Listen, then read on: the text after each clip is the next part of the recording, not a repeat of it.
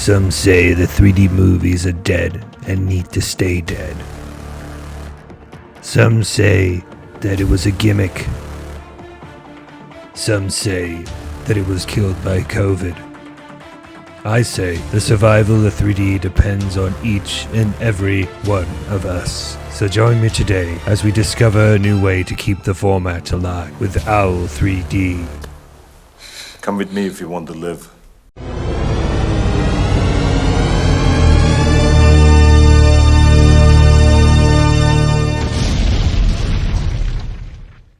So I just want to talk about this software that I discovered, and I think it's the key to the continuation of the 3D format. I say this sincerely. We can't depend on Apple. We can't depend on James Cameron to keep it alive. I think it really depends on us the enthusiast who actually cares about the format, who actually enjoyed the format, who appreciated the format for providing somewhat of a different experience than your cookie cutter like 4K or you just 2D movie. It's just something different. It's something that a normal movie can't provide. That's why I like 3D so much. So the software is called Owl3D, and I'm going to walk you through. This video is going to be more like a tutorial, how to use the software, what I've noticed from it, and I'll just kind of give you my opinion on how good it is in general. I'm going to go out on a limb and say that the results that I'm getting from Owl3D are comparable to what you can get on a 3D Blu-ray. I know that's a bold statement, but I'm telling you, the results that I'm getting from this software are simply incredible. And really, the fact that I can do this on my computer, one of my computers, is simply... it blows my mind, to be honest. If you care about the 3D format, if you want to continue to watch 3D movies, this is the only way, because they're not putting out discs anymore. I mean, the last disc that I've heard of is the Deadpool and Wolverine, disc that was released only in Japan, that you can't even get in the United States. I know a lot of people have tried to import those, but it's not like you can go to the order it on Amazon kind of thing. But that's just one release in 1 year. That was the only Blu-ray 3D Blu-ray release that I'm aware of that was released last year. It's pretty much a dead format, but I'm going to try to explain what I do, how I use this software, so you can get a great experience at your home with your own collection, and then you can make your own 3D movies and enjoy them for many years to come. But yeah, let's go ahead, and I'm going to walk you through how I use this software.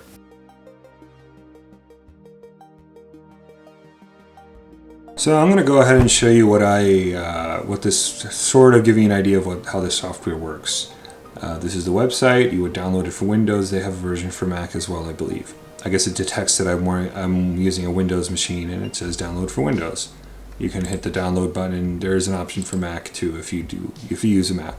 If you look at again, it talks about the software and how it works. This is sort of like the best idea of what I can show you. It sort of like takes the video and it creates a depth map. I guess the whiter stuff means closer to the camera. If it gets darker gray, it sort of does these calculations within the software, and it spits out very, very, very believable 3D video.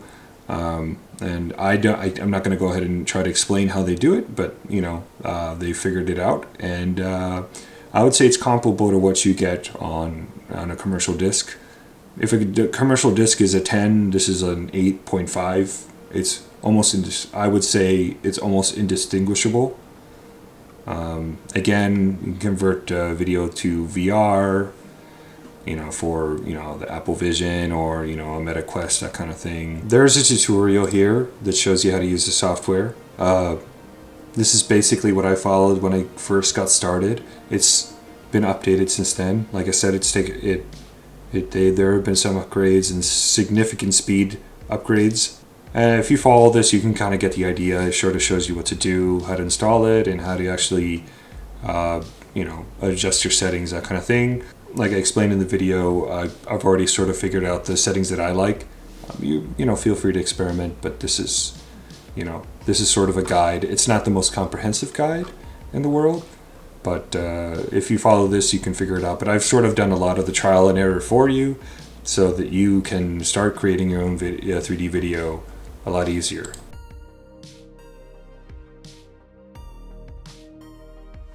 I let my Owl3D membership or subscription lapse just to show you the different billing options that you can have, which I think are completely worth it, because honestly this software is the real deal. This is good stuff. So I'm going to go ahead and open it. I've already updated it to the most recent version. So it's version 1.5.0, I guess. So when you first download it, obviously you're going to have what they call the free version, so you can kind of play around with the software and stuff. You have I think you have like time limits for what the amount of length you can record, and resolution limits. Obviously, since what I'm doing, the kind of 2D to 3D rendering that I'm doing with, I actually need 4K capability, so I need at least this tier, the Owl3D Plus, which is $6.99 per month if you pay like one fee annually, or $9.99 per month. You could probably just get the software if you just wanted to do one or two videos, maybe a handful of video or videos or movies that you really wanted to process into 3D. Then you can get this one. I'm going to talk about like hardware requirements, that kind of stuff later on in the video, but for now this is what these are the different options. I don't think I would say like 99% of people don't need Owl3D Pro. This is suited for my particular needs. Owl3D Plus is perfectly fine. It gives me everything I need to do what I've been doing, which I find the results have been quite impressive.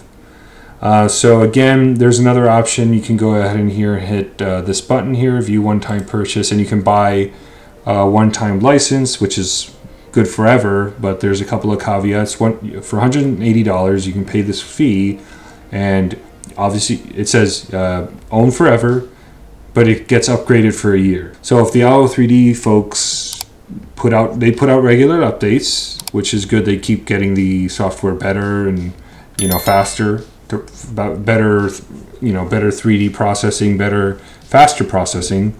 You can get those updates for a year. After the year goes by, you will be stuck with the last version that there was at that particular time. But yeah, you can use it forever, but you will not be getting those upgrades. I decided to try the $9.99 per month, but I think this time I might go ahead and just I'm considering buying the one-time fee, but I also do kind of like the idea of getting the all the upgrades. So I think for now I'm gonna at least I might just pay the annual fee, and then I'm just gonna go ahead and do that. So I'm gonna go ahead and bill yearly. I'm gonna do that in front of you guys, and I'm gonna just use a credit card. So I'm gonna go ahead and just do this, and then I'll come back and keep filming. Okay, so I finished purchasing my year of Owl3D, which you can make a lot of videos in a year. So I'm going to go ahead and hit Open 3D. It says thank you for purchasing Open Owl3D, and it's already, and there you go. I got the software is aware that I purchased it. Again, you can cancel at any time. If you go into this plus here, you can go to manage your plan, and again it'll take you to here. Again, I'm gonna just blur all this out, but you can hit cancel your subscription. So if you ever if you do monthly, you can just come in here and just hit cancel, and it's pretty easy. I've done it because I wanted to actually go in and show you how what it takes to subscribe, because I really do believe in the software, and I think it's really great. We will go ahead and start the tutorial now on how to use the software, and at least what I've used. There is a community out there. They have a Discord. If you go here, there's a Discord channel with a lot of folks that are way more, into this than I am. They probably have, they probably have more experience at it than I have. I sort of use it at a very, not maybe like basic to intermediate level, and I'm going to show you what I know. But if you want to learn more than what I know, go to the Discord channel and see what other people are doing, because they're doing some crazy stuff on there. They're doing, I've seen some comparisons between, like commercial 3D versus what this can do, and the results are quite, they're impressive. So, but let's go ahead and start the tutorial now.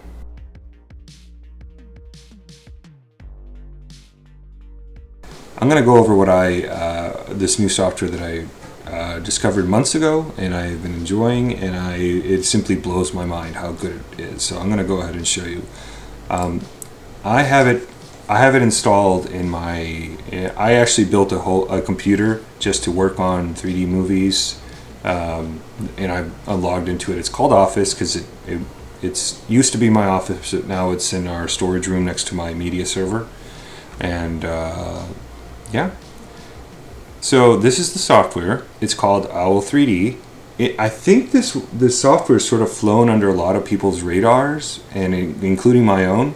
When I made a video about the state of 3D in 2024, early in 2024, I guess in March or February, I just talked about this DVD fab software, which sort of gave you a kind of a 3D tool that really hasn't been updated in a long time, and really it is not.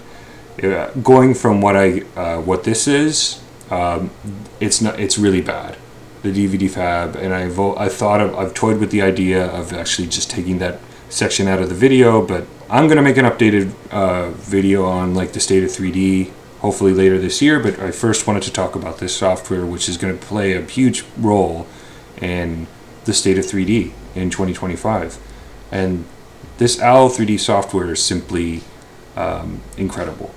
I am giving it my highest recommend for folks out there that appreciate 3D and want to continue with the format, which I think is really cool personally. You know, the fact that it didn't take off is unfortunate, and that it may not be the last time the 3D is ever. It sort of comes in phases. There was a phase in the 50s, I believe, and another phase in the 80s. And we had our recent phase after the release of Avatar in I think 2008.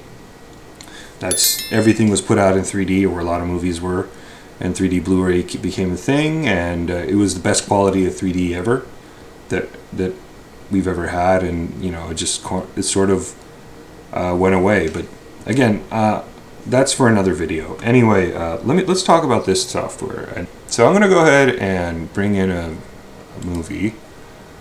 So you can either select or drop in a video. There's certain things I need to explain before I show you how to process a video. So what this software does is it creates what's called a side-by-side video. You can do many different kinds of formats but the one that works with home theater projectors, or at least my projector, is side-by-side video. And I'll go ahead and show you what that kind of looks like here.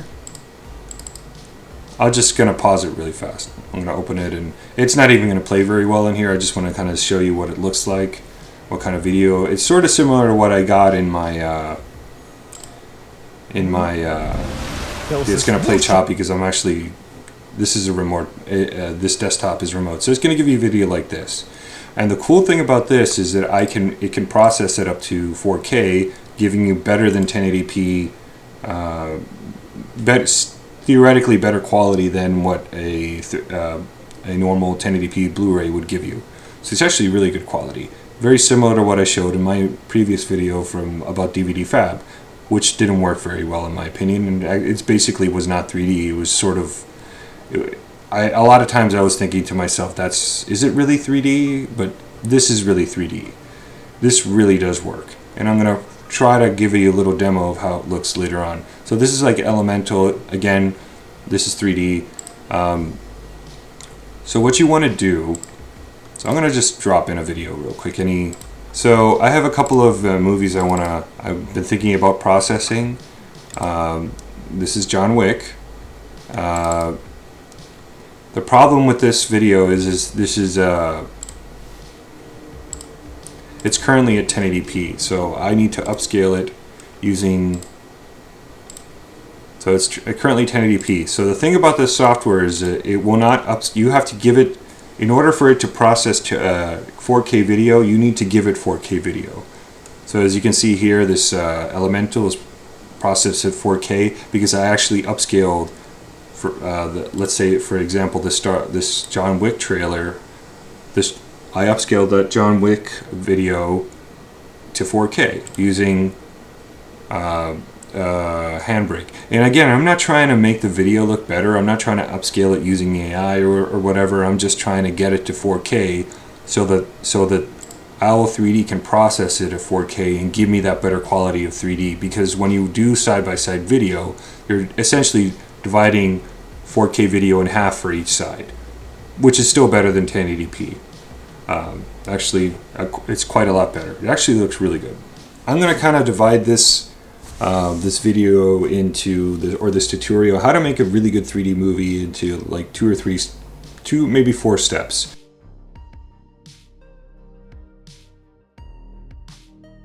Step 1, you need to start out with SDR 1080p video. I'm going to use this Deadpool Wolverine trailer that's 1080p quality just to show you what I mean. So this is what I'm going to start with, this Deadpool Wolverine trailer. Let me just play it real quick so you can see. It's going to be choppy. Like I said, this is a remote desktop, so it's not going to play that smooth. But again, this is you know, 1080. This is 1080p quality video. So I'm going to start with this. So what I'm going to do with this is upscale it to 1080p using a preset that I already set. You can feel free to use the same settings that I did. So I'm going to go in here, add this 3D. I'm going to add the trailer, and I'm going to select my preset here, 3D, which I created.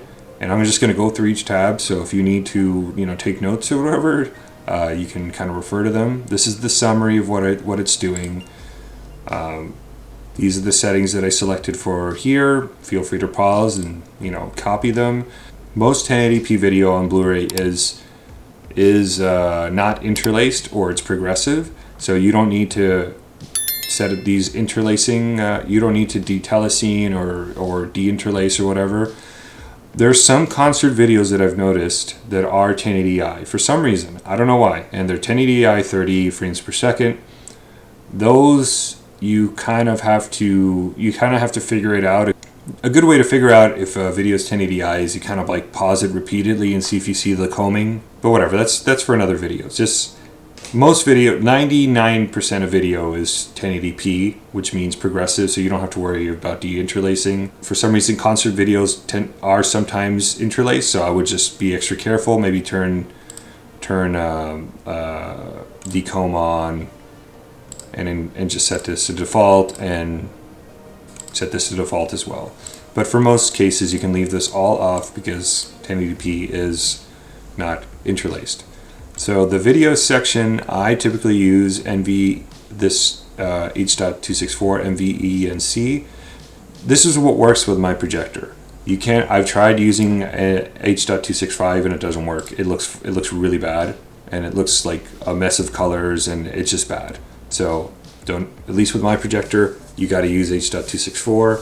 And I use this NVENC, which is much faster to process, especially when you're going to 4K. This is the bitrate that I use, is 40,000 or 40 megabits per second, which is plenty for this video. It looks really good. And I do frame rate same as source, which is fine. You can just select 23.976 as well, but I do same as source. It's usually that frame rate anyway.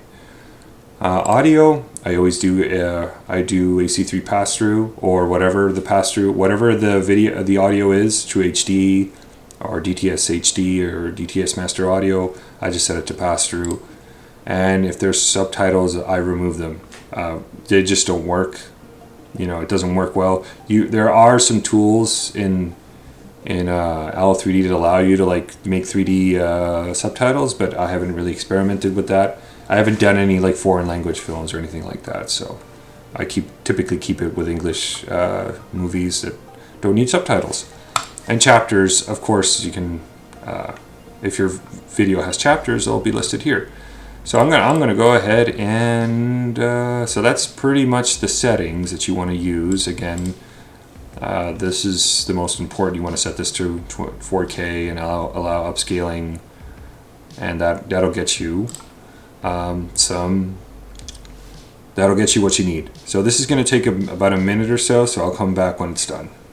So it's almost done processing. I got 14 seconds left, and I'm using an RTX 3080 GPU in my 3D, so I'm getting about 33 frames per second, which is not bad. So it's about real time. The fact that it takes so long is that it's it's going to 4K, so you're it is a bit of a strain on GPU resources. So that is the upscaling part.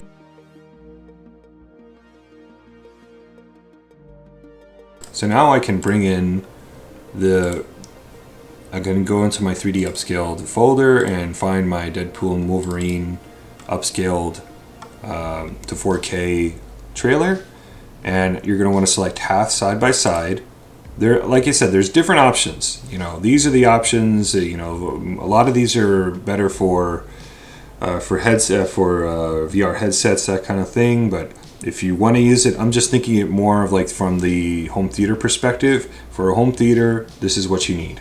For like a normal home theater setup with a projector or with a TV, 3D TV, which are very hard to come by these days. In fact, they just don't make them. So if you have an old 3D TV, this is what you want to select. Half side by side. I've tried side by side.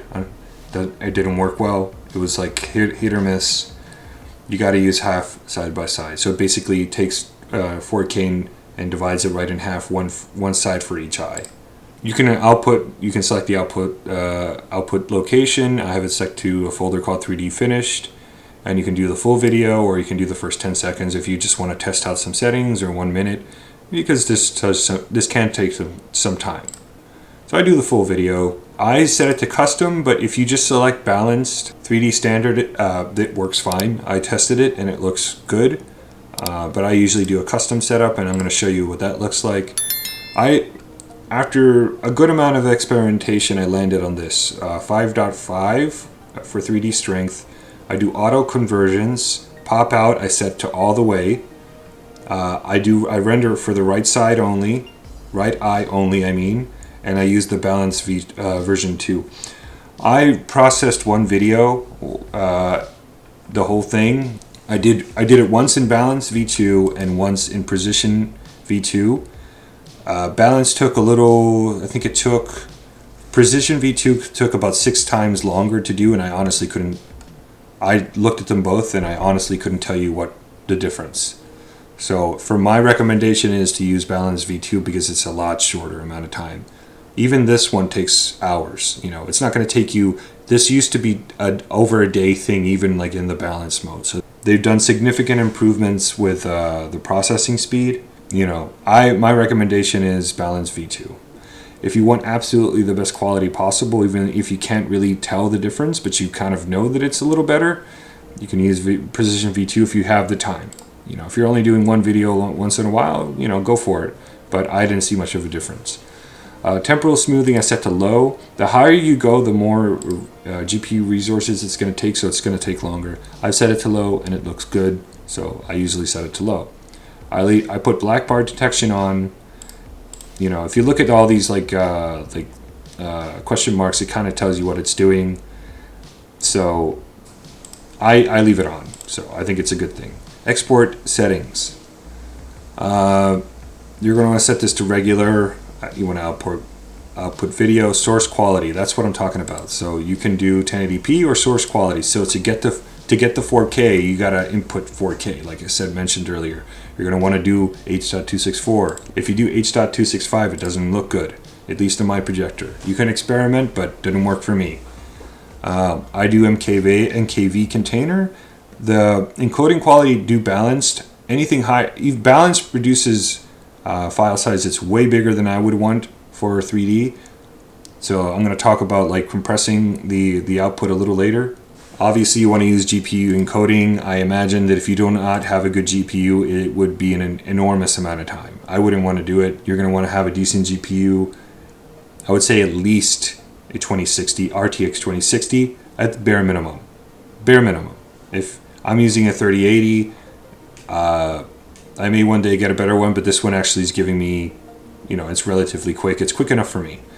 So I've been leaving this disabled and it's looked fine for me. So I'm going to go ahead and say leave it disabled.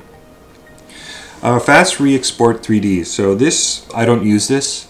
because I already know what settings.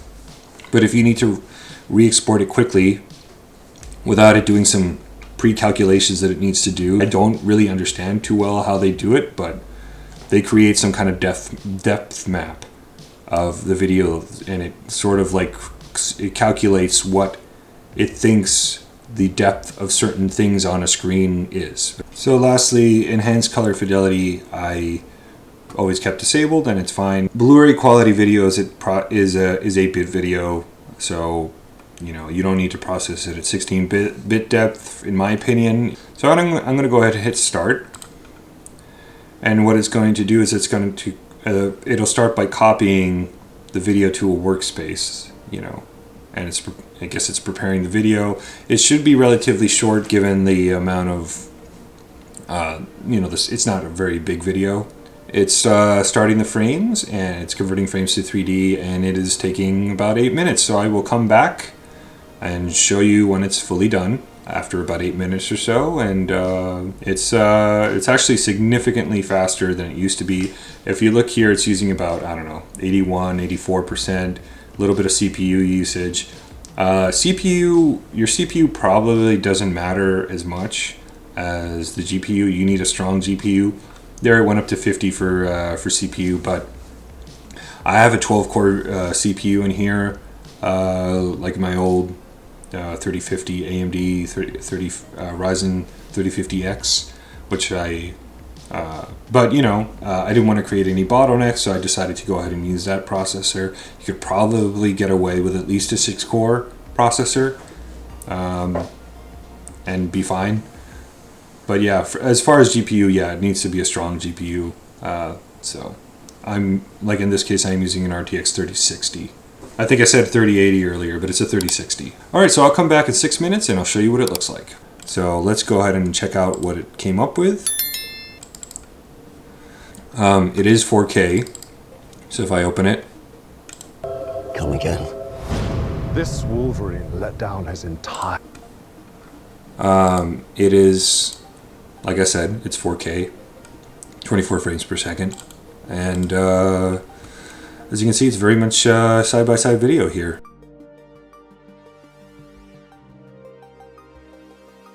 When you finish doing the Owl3D like rendering, you're going to end up with a significantly bigger file size. So we're talking 62.3 gigs versus this file has already been upscaled to 4K, and this is also 4K, but as you can see, this is 38.2, which is pretty much a typical size of a Blu-ray 3D movie. They're not much bigger than that, and same goes for John Wick, which is actually quite big. There actually isn't 3D Blu-ray movie that's this big, so I may compress this to a further state in 40 to get it closer to that 40 gigabyte size. But when you're making your own 3D movies, you don't really have to like make it fit on a disc, so it can be 52.2 gigs.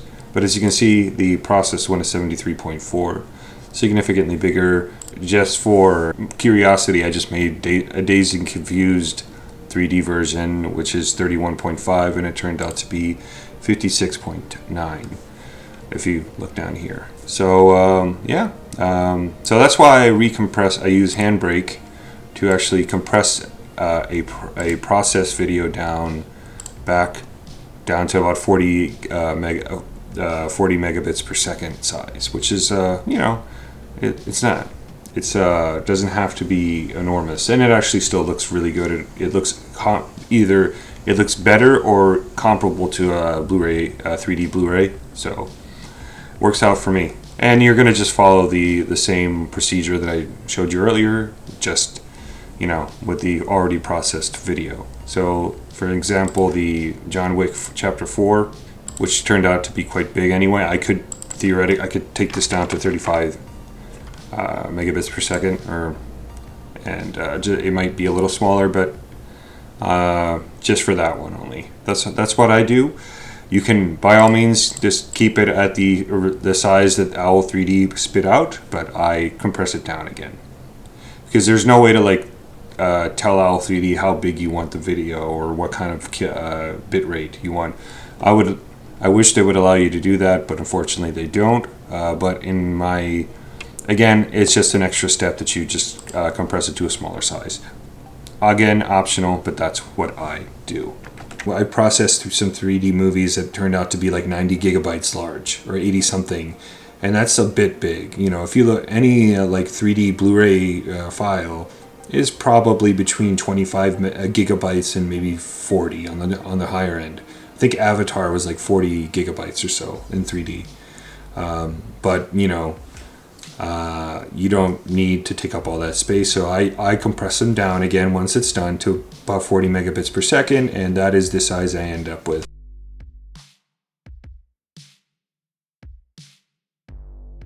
The Deadpool and Wolverine trailer is about a little under 3 minutes, 2 minutes 46 seconds, and a process in 8 minutes and 39 seconds. So that gives you an idea of how long it takes. It's about maybe 3 times longer, between 3 and 4 times longer than the length of the video. So my guess is processing at about 6 to 7 frames per second.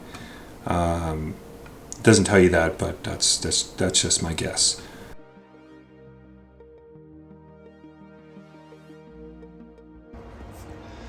Okay, so this is where all the magic happens with my my Owl3D processing. This is the computer that's doing all the work. Again, like I said, I built it. It's got an Ryzen 3550X 12-core CPU and an RTX 3060, which is plenty fine for this. If you get something from the RTX 40 generation, it'd probably be faster, even the 4060. I don't know if the 4060 is much faster than the 3060. You know, it just has better like DLSS and stuff like that. So I don't know if that's going to benefit you in this case. You need like raw compute and raw, but whatever. So yeah, this is it, and it's I made it as efficient as I could. So I'm running the processor at its like super default settings. I'm not overclocking the GPU. I'm just keeping it stock. You want to keep everything as power efficient as possible, and which I did. And obviously, I'm not running this all the time. I only run it when I need to do a conversion. And but yeah, this is the PC that's doing it. It's actually running right now because I'm doing a quick process for the video. And so this is my media center. This is not doing anything. This is just full of hard drives and stuff.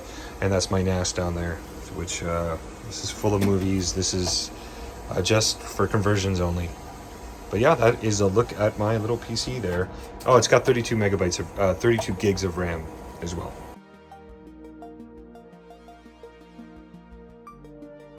So I was not even going to talk about this, but I figured some people may have questions.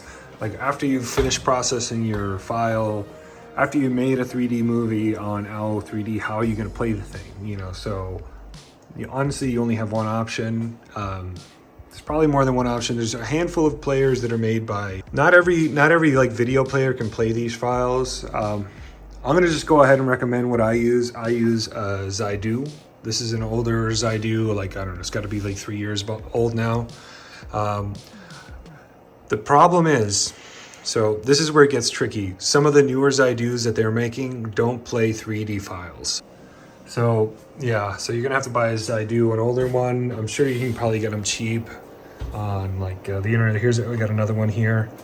That's a Zidoo right here. This one, I don't use this one for 3D, but it's capable of 3D. So this is the Z1000 Pro Zidoo player. I'm sure you could probably find them used. I don't think they sell them anymore. But if you're gonna look for a Zidoo, you're gonna have to make sure that that particular player is capable of 3D. Like I said, some of the new ones are not, and you know, but you're gonna need something like this. And in fact, I keep all of my 3D movies in the built-in hard drive here because I literally don't have anywhere else where I can play 3D movies.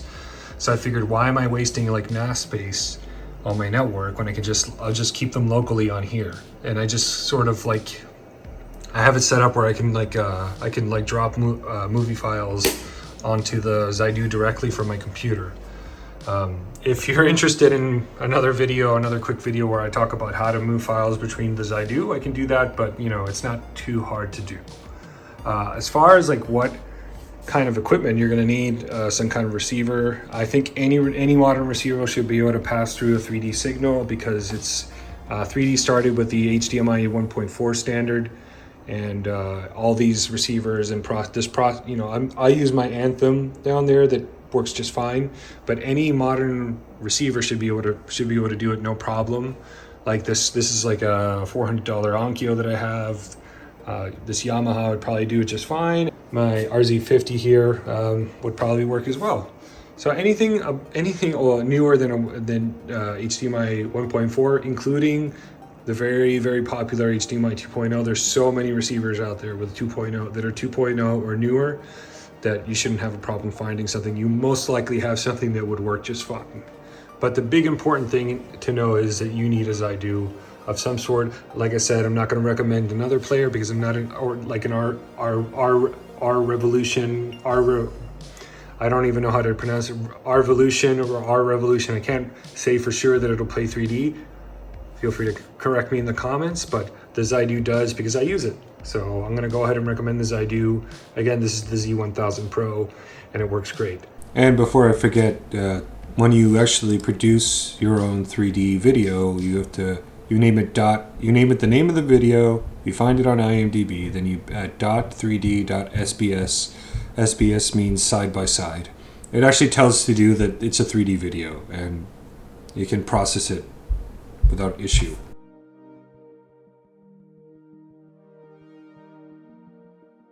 So let's take a look at the screen here. I want to kind of show you how this is working and how this sort of mimics the way that commercial or like cinematic or theatrical like 3D releases are. I mean, if you look at the foreground here, let's look at that speaker.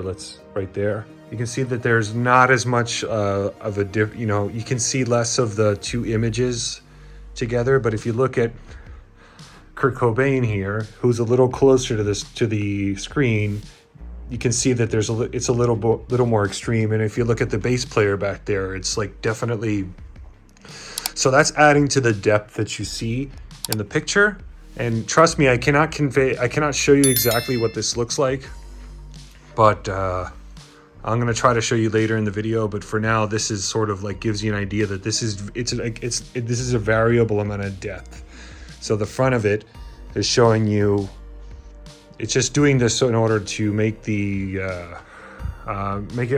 you a much more believable feeling of depth, which it does a great job. If you look at this with the glasses on, it looks incredible. You know, it looks like a real 3D movie. It looks like something that might have been produced by a professional.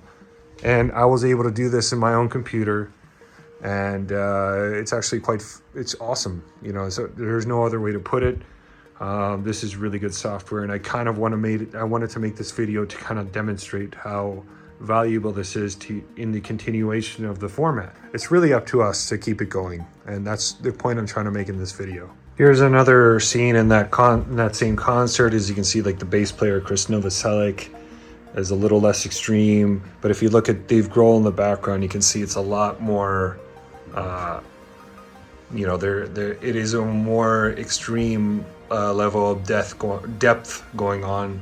If you look at those, the speakers as well. Maybe not be able to see it too well with via the camera, but I can kind of get a little closer. As you can see, it's a little more extreme than the bass player here, who's almost like converging quite well. Okay, so this is this is my Zidoo, and I actually made I don't know if you knew this, but Garfield came out this past summer, and there was a theatrical 3D release, which I actually saw with my daughter, but there is no Blu-ray. There's no 3D Blu-ray. They didn't put it out. So I decided to make my own. So I actually I saw it theatrically, and I made my own using this Owl3D software. And as you can see, this is how it looks there. It'll show you the way how it's encoded. It recognizes that it's a 4K. This is actually a 4K file. It's 3D there, and it's encoded in H.264, which is necessary to get it to work. Because I tried H.265 and it doesn't work. So let me show you. Let me just play it really fast. I'll just mute here. Let me play it. So it's just gonna take a second to like to start going, because the projector up there, you can barely see it, but the projector is gonna kind of switch to like 3D mode, and it's gonna ramp up the fan because I have it set to dynamic, which makes it brighter. Here we go. So I'm gonna pause right there. So I actually saw this, like I mentioned, I saw this theatrically, and now I made my own, and it's almost identical to what it looked like theatrically. So it might help that the fact that, you know, they sort of, you know, some movies are kind of shot or animated movies are rendered with 3D in mind, so it may be like better. See, as you can see in the front, there's a little bit of foreground that really helps a lot with giving you that 3D effect. The area between the of grass before the trunk, so it actually looks really good. And it maybe it's very possible the theatrical version looks a little better, but rather than not having a version of this movie in 3D, this is significant. I mean, this is incredible. You know, it actually looks really good. You have to just take my word for it.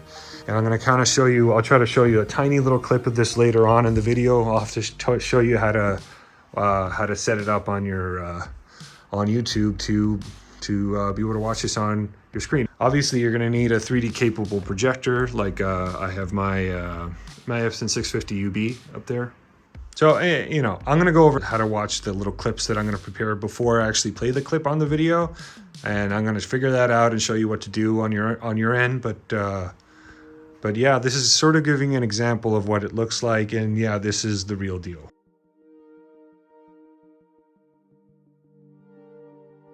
Okay, so I'm going to show you exactly what you need to do in order to be able to watch my 3D demo, or pretty much any side-by-side video that's available on YouTube, which there is some available. I don't watch it particularly, but I know it's out there. And I'm going to show you what to do in order to view it. Some caveats though: you're going to need some kind of 3D device. You're going to need a projector that supports 3D, which a lot of the new ones don't.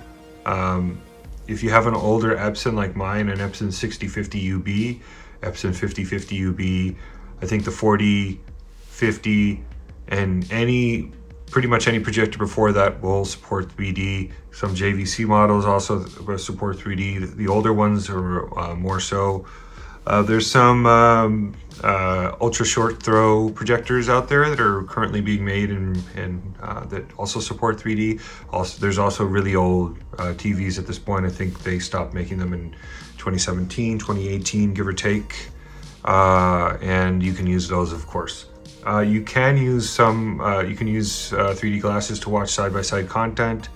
I don't know how it would work with YouTube though, so I'm gonna show you how to do it for like for more like the home theater side versus the VR, because I don't have a lot of experience with VR. I have seen some 3D in VR, but I haven't done it through YouTube. I know you can watch like immersive videos on YouTube VR, which I have done all the time, but I'm not entirely sure how to get my particular 3D video to work. I'm on my Apple TV. So you're gonna have to, first thing you gotta do is you're gonna have to lower the resolution. I think pretty much since the Blu-ray 3D standard is limited to 1080p, in order to even get my projector to switch on to 3D manually, you gotta set it to 1080p or else you won't even get the option. So I'm gonna go ahead and select 1080p SDR. It's gonna take a second to switch over. And then we're gonna go into YouTube and find my demo or find a 3D video. So I'm gonna hit OK. I'm gonna back out of this. Let's go to YouTube. I'm gonna log into my account, find my library. This isn't the video itself. I just uploaded a test video to try out so I can show you how to do this. So I'm gonna go ahead and hit start. Again, it's gonna look like this. So I'm gonna go ahead and pause right there. And the rest is going to be done on my projector. So I'm gonna hit the menu button right here on at least my projector, menu button. You're gonna go to signal. 3D display is currently set to auto. I'm going to hit 3D. It's going to take a second there. Okay, so I'm going to back out of this, and then in 3D format, you're going to want to select side by side. There are other options, top and bottom, that kind of thing, but mine is side by side. Those are the 3D. I have it set to 3D depth is just +1, which is, I think it's standard, or might even be +2, but I backed it down to 1 because I think it looks better. You get less ghosting. So that is pretty much it. So now I'm going to back out of this, and then I'm going to. So now you have essentially 3D video. You're not gonna. It's gonna look bad. So, but if I play it, I told you. It looks like it is 3D video now. But that's how you do it. So let's go ahead and watch the demo. I apologize if you don't have, like, you might just want to skip the demo, or you can just, look at it anyway, if you don't have anything to, to be able to watch it. But if you do, enjoy the demo, and I'll see you in the next side.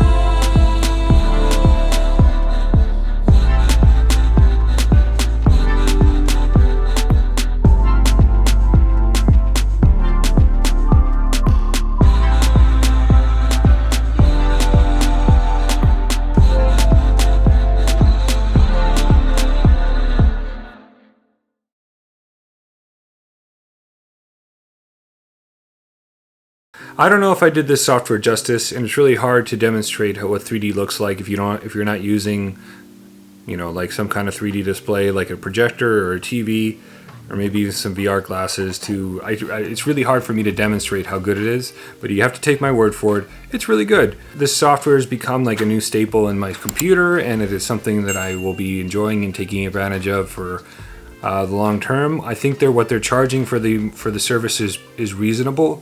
If you want to play monthly, you can. If you want to just pay a flat fee for a full license, you can do that as well. I think I showed that earlier in the video. But if you have any questions about how to use the software, which I highly recommend, I can't say that enough, please feel free to leave them in the comments. It really helps a lot if you can like and subscribe. It really helps the channel, and I'll see you in the next one.